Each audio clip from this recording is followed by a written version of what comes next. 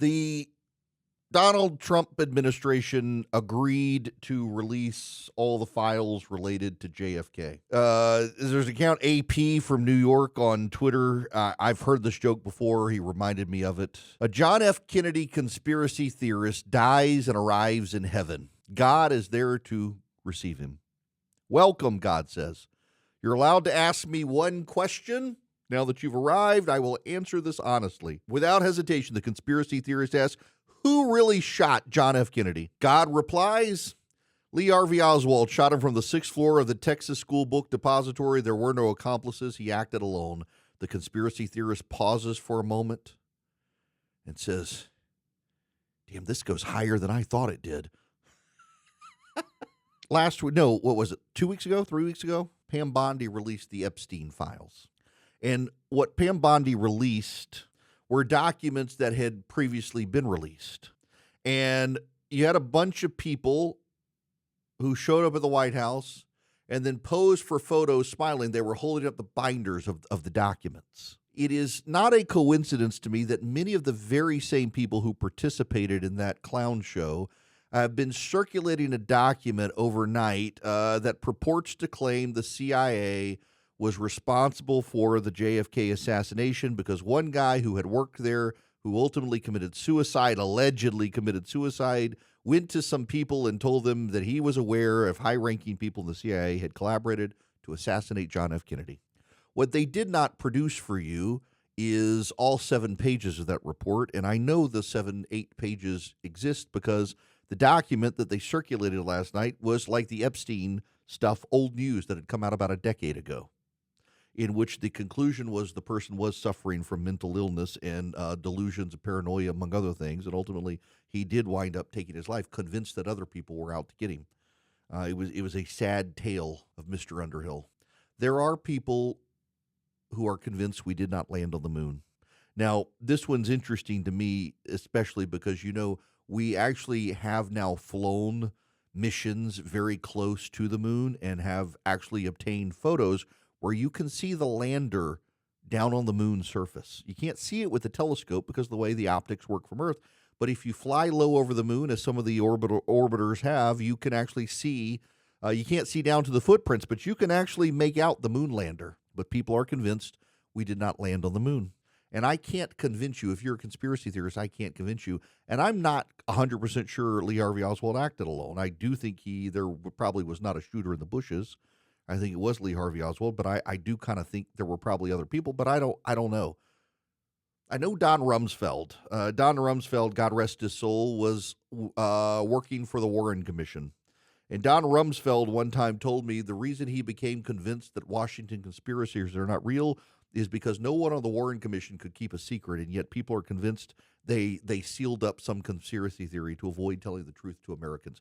You know what? Now that the thousands and thousands of pages about the JFK files have come out, you know why they kept it secret? It is abundantly obvious when you start reading the documents. And I've read some, I haven't read all of them, but it's really blindingly, obscenely obvious why the documents were classified as long as they did. 2 reasons. One, because the unredacted documents reveal the names of CIA agents working in the field and their methods and source acquisitions, all of whom are now dead. But for a long time, up until very recently, some of these people were still alive, and some of them were using the same intelligence operations they had used in the past in locations. And so the federal government did not want to reveal the names and informations of agents in the field or how they acquired information and how they acquired sources. The other is because there were multiple governments in public denouncing the United States and in private telling the United States, please, you need to kill Fidel Castro.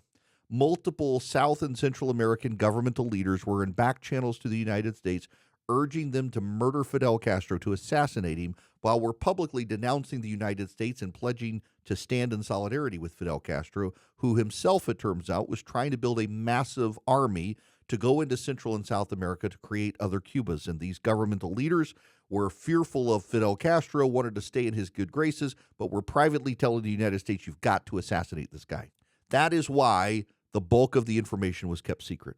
I don't know if you know this or not, but if you read the 30-plus thousand pages related to the JFK assassination, it turns out that John F. Kennedy is actually married to Marilyn Monroe. They live in a trailer park outside Kalamazoo, Michigan. Kennedy is still alive, working as a greeter at the local Walmart. His neighbor Elvis is a burger flipper at Burger King. Actually, if you read to the end of it, he died. JFK dies at the end. I don't know. Spoiler alert! Spoiler alert! The wild thing to me in this are the number of people who live in such good and comfortable times that their first reaction is that their government, the government of the United States, must have murdered the American president, as opposed to the Soviets or the mob or the Cubans. Now, it's got to be the American government. It used to be the purview of the left to hate the United States, but increasingly there are people on the right who just hate the United States. And look, I can understand the distrust. After what we went through with COVID, I get the distrust. But you must live in really comfortable times, if you really think that the American government is out popping off American presidents for giggles or for cover-ups or for some such. Now, unlike many of you, and I don't mean this pejoratively, I really don't, but unlike many of you, I have lived around the world. I grew up in the Middle East. I have still been to more countries than states. Our country has inordinate faults and problems, but we're still the best country on earth. We're still the best run country on earth. And I want you to think about that for a minute. You think our country is incompetent and run so poorly? We're still the most competently run government on planet Earth. The only reason some people think that, for example, Russia is more competently run is because the Russians live under a dictatorship where everyone is scared they're going to be shoved out a window tomorrow if they make Vladimir Putin mad. It's not a well-ordered country. It's not a well-run country. It's a country filled with graft, greed, corruption, bribery, things that you impute to this country that don't actually exist at the level you think it does. There's corruption in every country, but not nearly as much here as anywhere else on planet Earth. And it used to be the purview of the left to hate this country, and now there are so many people on the right who hate the country, except they now love it. They now love it because Donald Trump's in charge, but they still hate the deep state and the judges now. They think they're out to get them. You know what? You live a very privileged life to be an American. You do not have to fight for your next meal in this country. I know some of you believe you do. Oh my gosh, it's gotten so expensive, the price of eggs. Yeah, you can still go find food in this country relatively easily. Good food, too.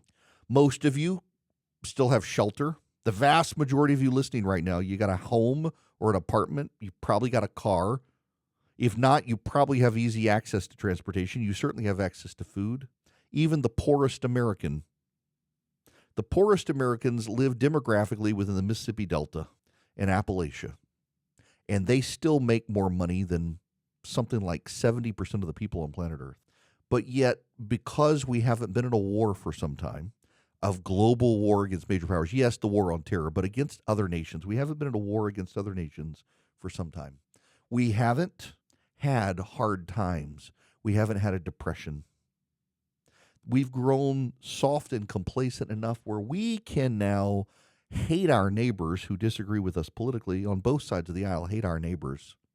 And we can hate the government when we're not in charge of it. It's real easy for us to do this right now because we're not at war, we're not on hard times. We have it so soft, we have it so cushy that it makes it easy for us to hate things nonsensically and to impute things we shouldn't impute to the government, like the government of the United States engaged in a conspiracy to murder the then president of the United States, John F. Kennedy.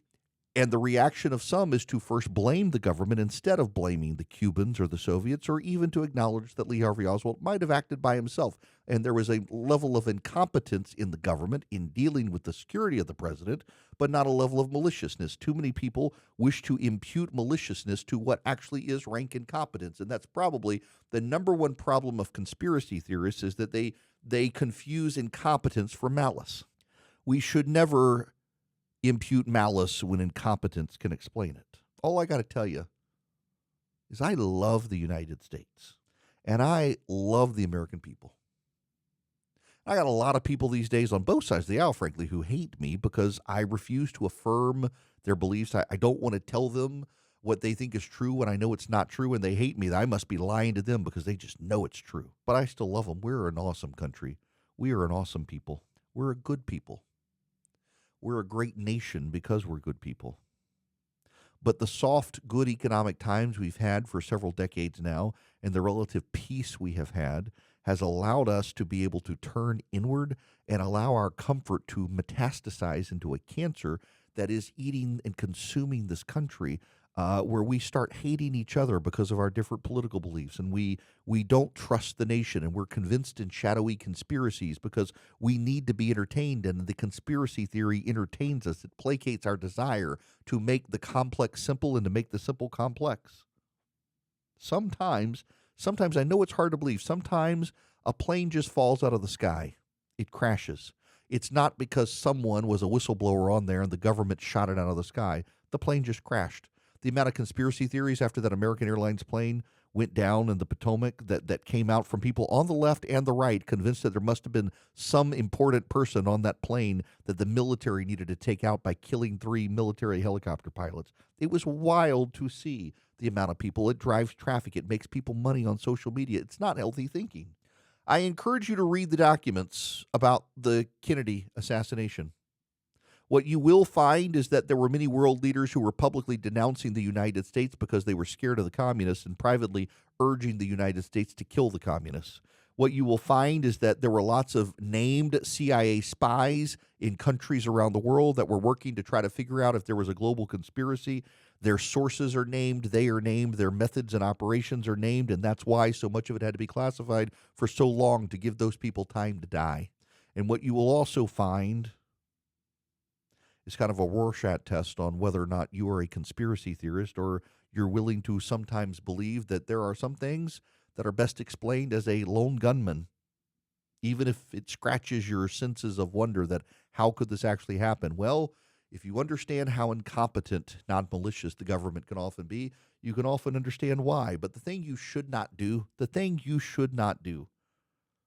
is to resort to, well, the government did it. The government is evil. There are too many people who wish to make our government evil. And I assure you, if you want to find an evil government, there are plenty out there, and maybe you should move to them. And then once you're there, you'll realize just how good you have it here because we're still the greatest nation.